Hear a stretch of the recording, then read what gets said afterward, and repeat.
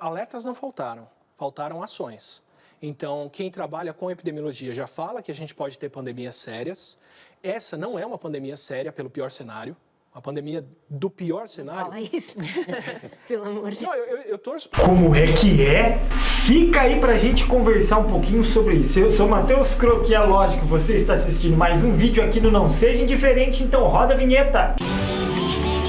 Aloha! E aí, meus queridos, tudo bem com vocês? Eu espero que vocês estejam bem, ainda se cuidando, né? Lavando as mãos, evitando o contato social, enfim, toda aquela história que está sendo falada pelo mundo inteiro para que a gente possa conter essa epidemia. E antes da gente entrar no assunto que eu gostaria de conversar com vocês, o que será? O que poderia esse Covid-19 ensinar de bom para a nossa humanidade? Antes de falar sobre isso, me permita recapitular algumas coisas para ficar melhor a compreensão do meu raciocínio. Mesmo você não concordando com ele, só me dá uma chance de expor os fatos para que o meu raciocínio faça mais sentido quando você estiver assistindo este vídeo. Para isso, eu vou ter que recapitular algumas coisinhas. Então, segura esse dedinho nervoso de troll nos comentários.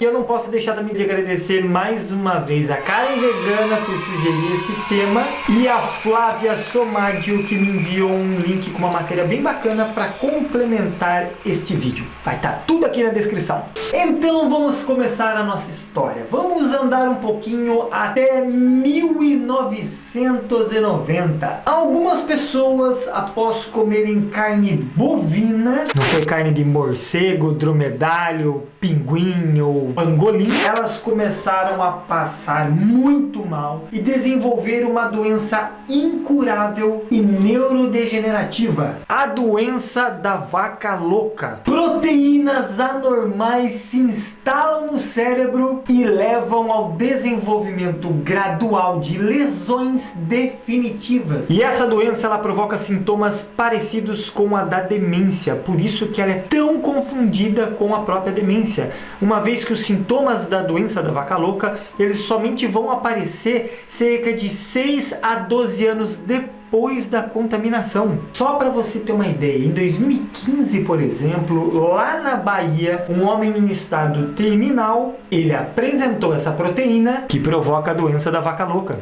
Saindo de 1990, vamos viajar um pouquinho até meados de 2003. Um vírus altamente contagioso de gripe aviária em frangos e se inicia um sacrifício massivo de animais, enquanto o H5N1 continua a se espalhar pelo país. E estes sacrifícios de animais acontecem até hoje. Milhares e milhares de animais são mortos todos os anos por conta da identificação desses vírus dentro de fazendas legais de criação desses animais. Com registro de mortes humanas por essa gripe foi em torno de 95 mortos, a OMS entra em estado de alerta. Ah, Croco, mas só foram 95 mortes? Eu sabia que você ia falar isso. Você lembra que eu te falei que o vírus ele era altamente contagioso? Então, segundo a Fundação Oswaldo Cruz, a rápida propagação dessa gripe e o seu potencial patógeno, com ocorrências de surto em várias partes do mundo e ao mesmo tempo, é historicamente inédita e representa uma gigantesca ameaça à saúde humana. E mais, há evidências que esta cepa, ela tem uma capacidade, um dom especial de pular as espécies na contaminação, ou seja, ela pode causar uma doença grave e com uma alta taxa de mortalidade em humanos sem a necessidade ali de um intermediário. Sem contar que este vírus da influenza aviária, ele pode trocar materiais genéticos com o vírus da influenza humana. E esta troca gênica no organismo pode resultar num novo subtipo de vírus, onde as vacinas que a gente tem hoje simplesmente não vão funcionar. Presta atenção, se esse vírus contiver ali gene da influenza humana, pode ocorrer a transmissão direta de humano para humano e não de aves para humanos, como já tem registro. E quando isto acontecer, estarão aí reunidas as condições perfeitas para mais uma epidemia acontecer. Exatamente como ocorreu com a gripe espanhola, quando um novo subtipo de vírus apareceu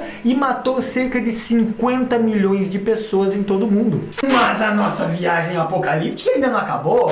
Saímos de 2003 e vamos agora até 2009 lá no México. Uma nova gripe surge, a gripe suína, que depois foi rebatizada de gripe A ou H1N1. Este vírus ele se espalhou pelo mundo todo. Mais de 75 países registraram casos deste vírus e a Organização Mundial da Saúde declarou que o planeta vivia numa epidemia. Só no Brasil, o Ministério da Saúde informou que em 2016 mais de 1.900 pessoas morreram por causa do H1N1. E aquela fake news que tá rolando aí no Facebook, que a gripezinha matou mais do que aquilo, matou menos que aquilo, não.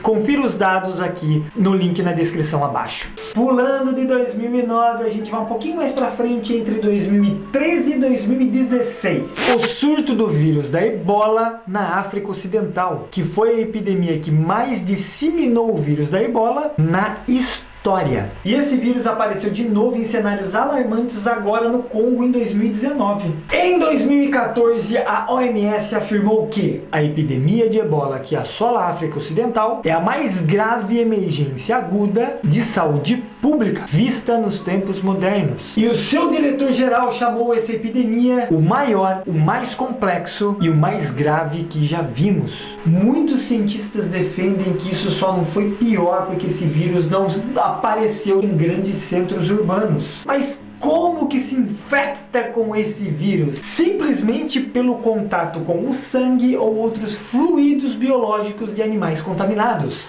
Mas, Croco, o que é que você está querendo com esse vídeo e com esta apresentação apocalíptica? Meu objetivo é mostrar para você que estes são apenas alguns dos casos, e olha que eu nem citei aí SARS, eu não citei MERS e por aí vai. São alguns exemplos de uma compatibilidade que a gente não está levando em consideração. Afinal de contas, o que é que essas epidemias têm em comum? Eu vou deixar a ONU te explicar. Cerca de 70% das novas doenças que infectam seres humanos têm origem animal. Desde aqueles animais esfolados nos mercados orientais, até mesmo os bois, frangos, porcos, ovelhas, criados ali com ração e que são esfolados do mesmo jeito em abatedouros. Isto sem contar o aparecimento das superbactérias, que já são um dos maiores desafios de saúde pública internacional do planeta. E eu já fiz um vídeo especial sobre isso, então por favor,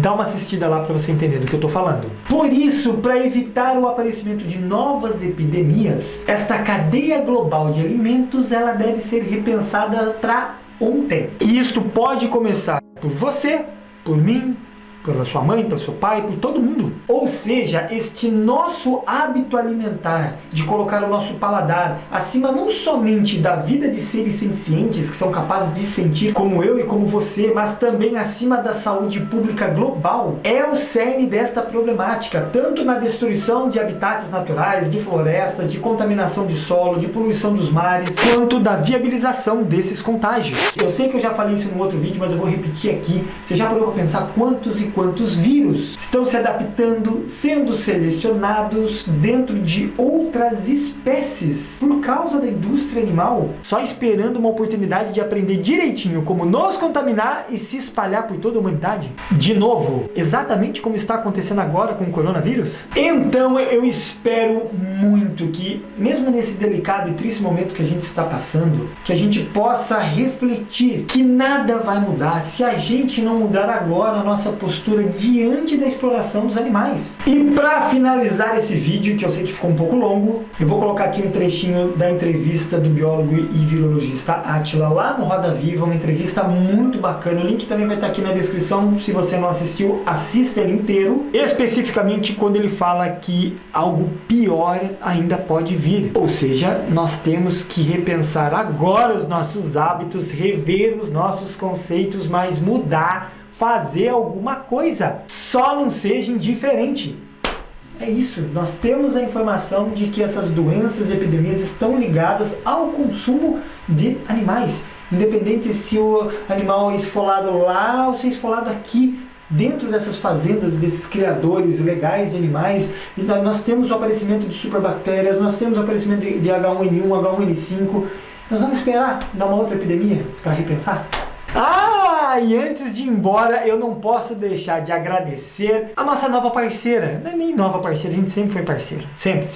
Mas agora vai estar aqui comigo no canal, que é a ONG Colmeia Vegan. Sim, uma ONG super bacana. Eu vou deixar todos os links aqui na descrição desse vídeo para você dar uma olhada no trabalho deles. E por falar em trabalho, nesta quarentena de epidemia e esse bagunça que está acontecendo, eles estão fornecendo alimentação vegana para moradores de rua. É uma ONG que depende totalmente de doações. Então, por favor, se você puder, ajude essa importante ONG abolicionista a continuar o seu trabalho em prol dos animais, humanos e não humanos.